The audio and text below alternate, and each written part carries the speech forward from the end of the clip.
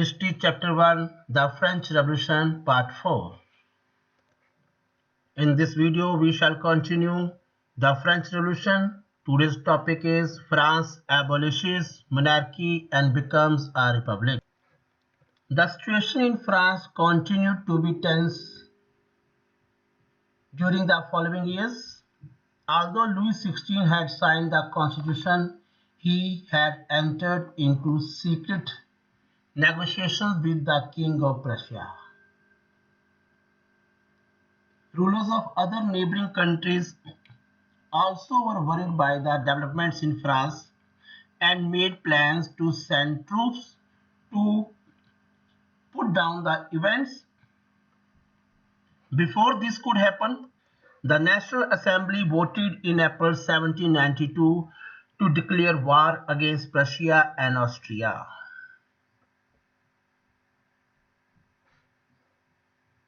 Thousands of volunteers thronged from the provinces to join the army.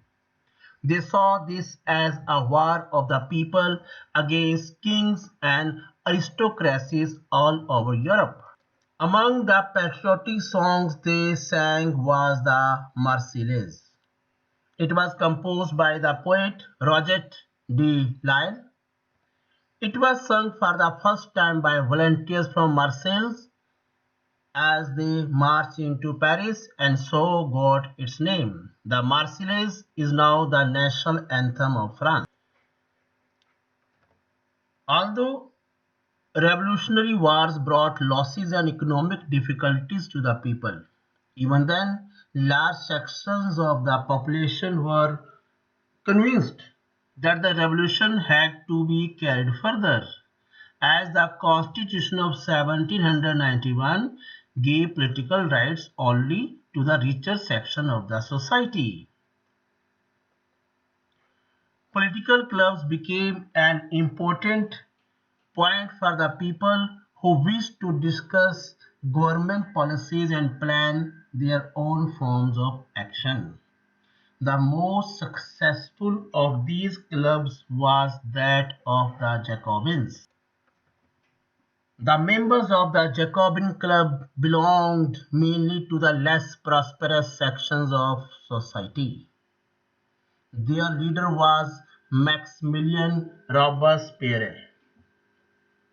A large group among the Jacobins decided to start wearing long striped trousers similar to those worn by dock workers.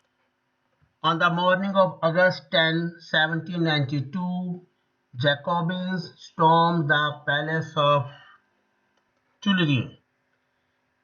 They massacred the king's guards and held the king himself as hostage for several hours. Later, the assembly voted to imprison the royal family. Elections were held. From now, all men of 21 years and above got the right to vote. The newly elected assembly was called the Convention.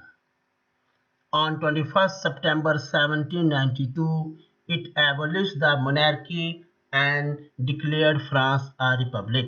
Louis XVI was sentenced to death by a court on the charges of treason.